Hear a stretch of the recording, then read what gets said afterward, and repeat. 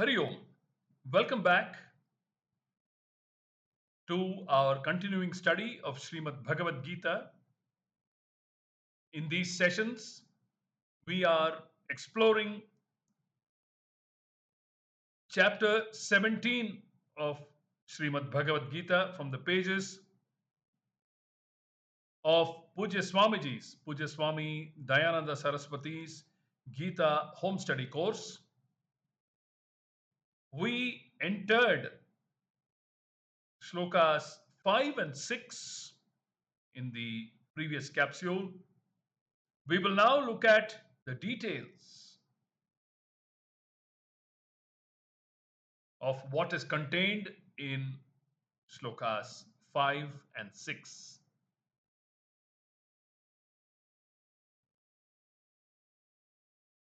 Poojya Swamiji says these two verses have to be read together to form a complete grammatical sentence.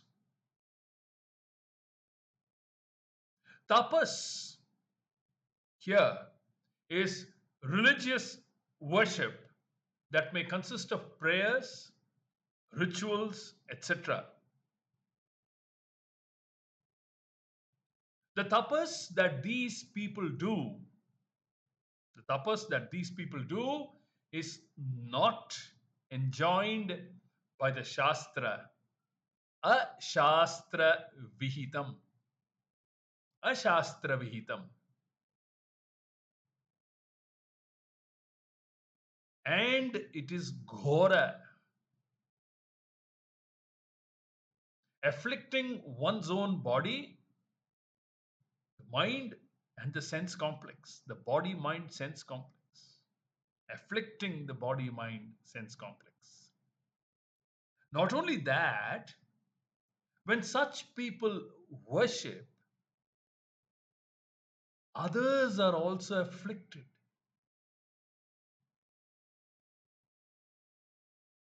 Many animals may die.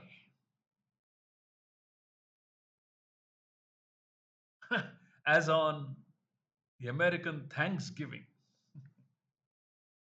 Just because you want to give thanks to the Lord, just because you want to give thanks to the Lord, so many turkeys have to die.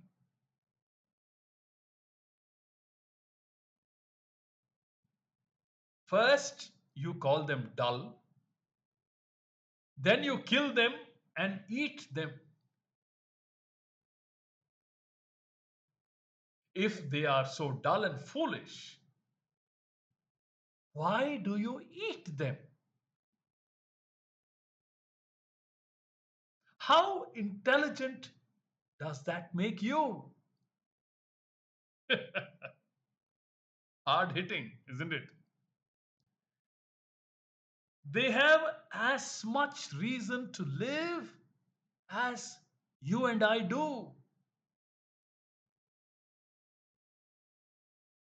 When some wrong thinking people become religious, when some wrong thinking people become religious, a lot of others suffer. Very important line. When some wrong thinking people become religious, a lot of others suffer. They afflict themselves and bring affliction to others. These people who do tapas that is not enjoined by the Shastra are riddled with pretension and egoity. Dambha ahankara sanyuktaha. Their religious activities are meant to declare to the world that they are religious. This is dambha. And it is also for the sake of ahankara, pride, egoity. And they are endowed with a very strong longing. Kamaraga balanvitaha. Kamaraga balanvitaha. A general want is called kama. If raga attachment is there, it becomes longing. Or kama can be taken as passion and raga as longing. Out of the sheer force of kama and raga, passion as well as longing, they perform these various rituals and so on. Any tapas implies certain self affliction. Any tapas implies self affliction and certain self discipline. But the motive determines the nature of the tapas. When Ravana did tapas, there was certainly a lot of self affliction. But it was not for mental purity, antahkarana shuddhi, or mental steadiness, antahkarana naischalya, for the sake of moksha. No, it was neither for mental purity nor for mental steadiness. For the sake of moksha, he wanted power to destroy. Similarly, Hiranyakashipu gained a boon by his great tapas that nobody would be able to destroy him during the day or in the night, either inside the house or outside, either on the earth or in the space. Nor would he die by an animal or a human being or any weapon.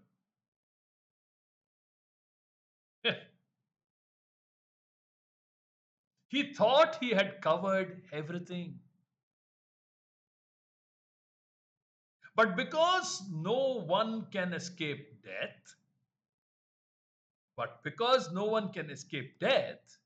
the Lord came with a lion's head and a human body. Neither animal nor human. At twilight, neither day nor night, and placed him on his lap, neither on the earth nor in space, on the threshold of the house, neither inside nor outside, and killed him with his claws. Not a weapon. He completely bamboozled Hiranyakashipu, Lord Narsimha. In every rule, there is a loophole. Always. In every rule, there is a loophole. Always. People like Ravana and Hiranyakashipu do formidable tapas out of the drive of ambition and lust. Kama raga balanvitaha. When the tapas is so difficult and the results are ultimately so disastrous, why do they do it? Why do they do it? They are achetasaha. or achetasaha. They do not think properly. Lacking discrimination, they emaciate themselves by not feeding the sense organs, their sense objects, out of sheer will.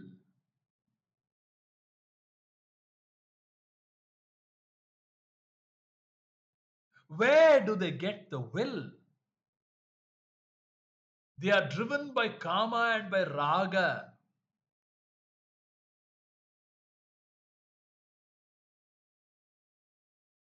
Pujya Swamiji says, I always admire the will of a person who contests the nomination for the presidency of the United States and keeps that will going. That is not an ordinary thing. To do the amount of work required, even to be nominated, he must be driven by a great ambition. Otherwise, it is impossible. Denying the group of sense organs all experiences, they do great tapas. A sattvika person also denies feeding the sense organs, lives a disciplined life, and does his meditation or prayers. The difference is the sattvika person wants nothing but moksha, while the other one is driven. One has viveka, vyavasayatmika buddhi, like we studied in chapter 2, a well ascertained intellect. One has viveka, the sattviki person has viveka, the other does not. Even among those who are not seeking moksha, there are two types of samsaris: those who have simple ambitions and those who are driven by kama, raga, ahankara, and are highly ambitious people. They are not just ordinary samsaris, they are driven. And among them, there are shades of differences. Some are legitimately making efforts, and others, the asuras, do not follow any rules.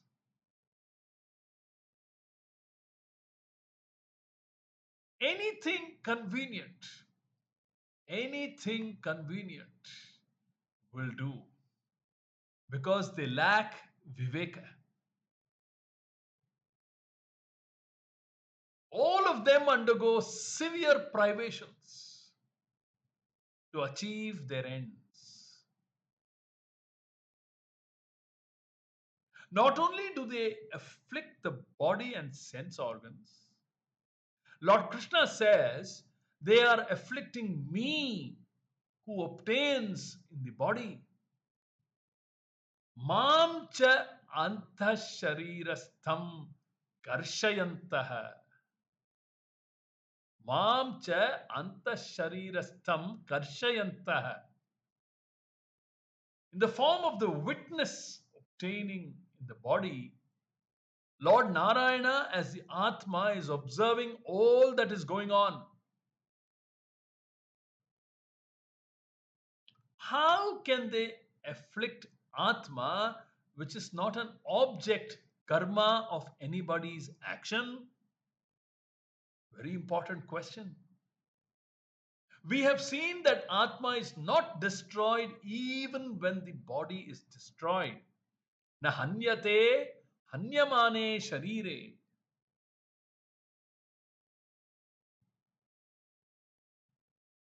How can anyone do anything to Atma?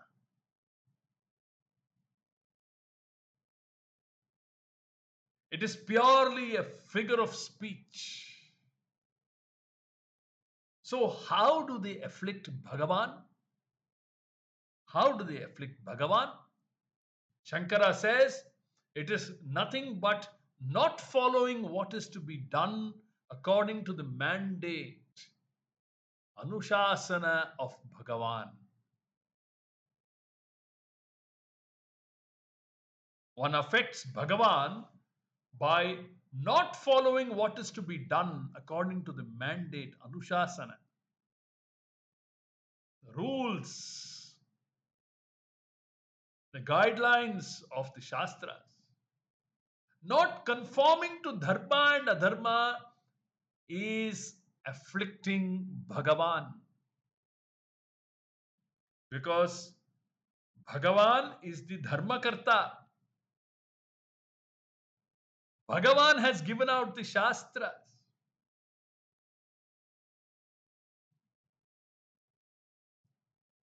And in this sense, Krishna says, they are afflicting me. By not following Dharma, they afflict me. The Lord and his Dharma are not two separate entities.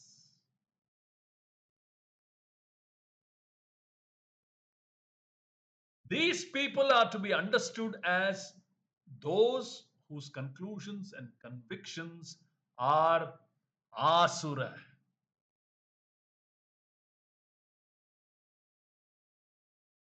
Therefore, they are called asura nischayas.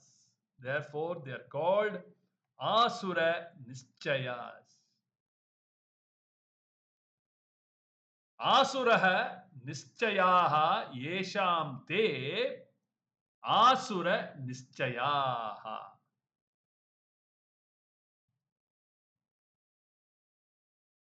Swamiji says he does not want to translate asura as demonic because you have your own concept of demons, which does not exactly fit the description of an asura. He says he will not use the word evil because there is no such thing as evil. An asura is driven by wrong thinking or lack of right thinking. There are a lot of people who lack the capacity to think and are harmless. But an asura has wrong thinking and is driven also.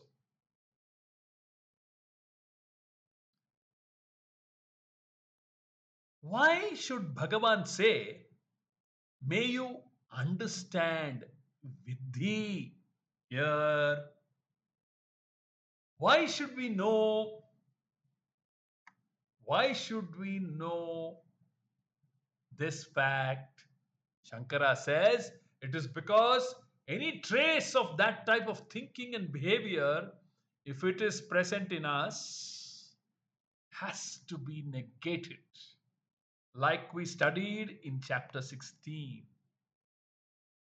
This is the very reason why Poojya Swamiji recommends that the 16th and 17th chapters are taken together and studied in the beginning of the study of the Bhagavad Gita course.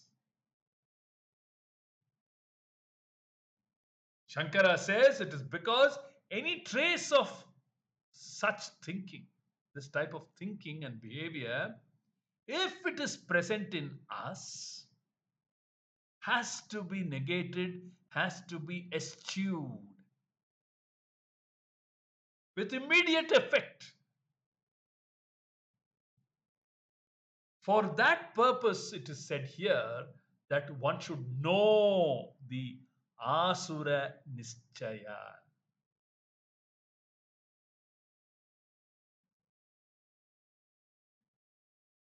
Not only is the expression of Shraddha threefold,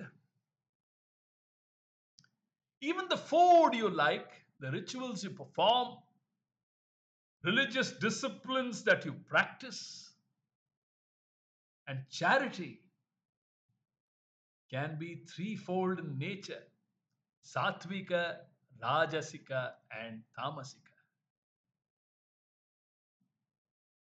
The latter two are told in order to avoid them and cultivate the Satvika quality.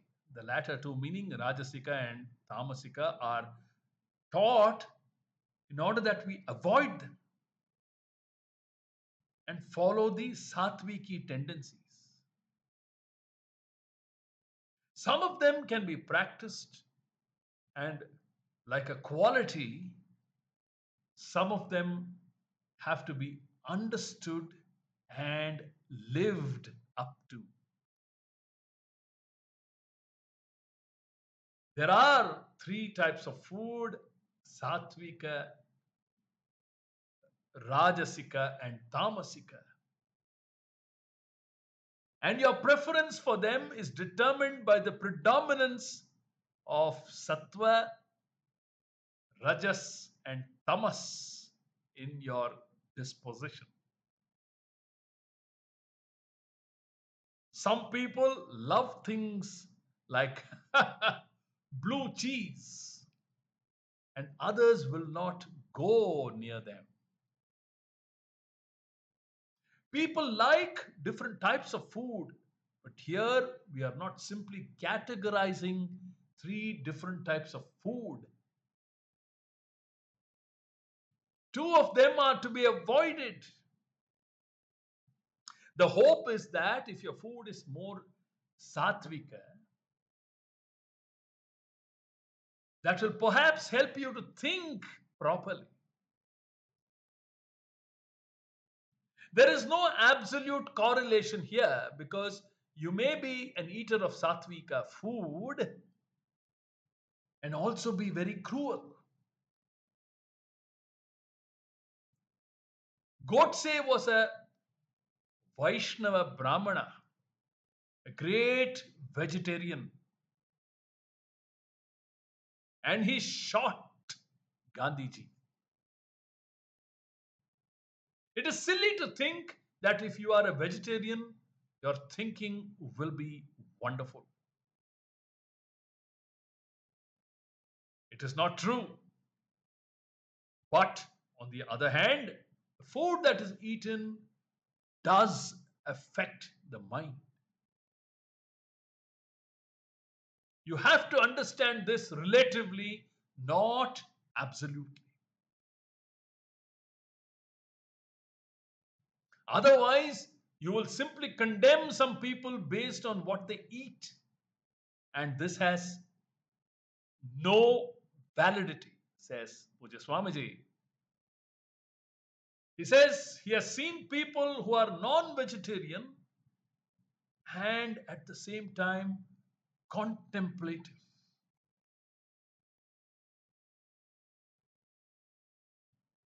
But generally, one has a degree of insensitivity when one eats things that want to live, things that have legs in order to run away from you. The day an eggplant develops legs and horns and a pumpkin develops feet, we have to consider whether we should eat a pumpkin or a goat. This is mentioned here because for a seeker, a person who is serious about his antahkarana shuddhi, it is necessary to have sensitivity about all his actions, including his choice of food. Similarly, performing rituals, religious disciplines, and charity can be purely sattvika. Rajasika or Tamasika. The Gita spends so much time on this kind of division so that we can follow the sattva and avoid the other two, namely Rajasa and Tamasa. We will continue this beautiful study of chapter 17 in the upcoming capsules and take it forward from there. Until then, Hari Om.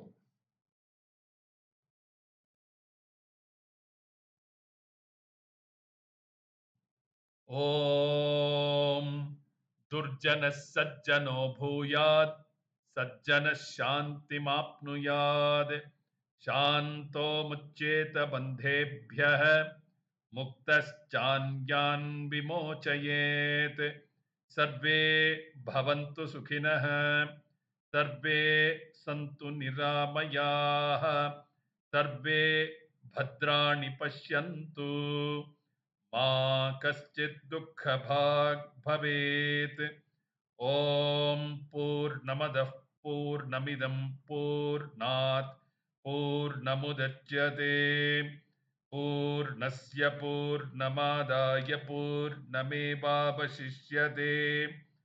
ॐ शान्ति शान्ति शान्तिः हरिः ॐ श्रीगुरुभ्यो नमः हरिः ॐ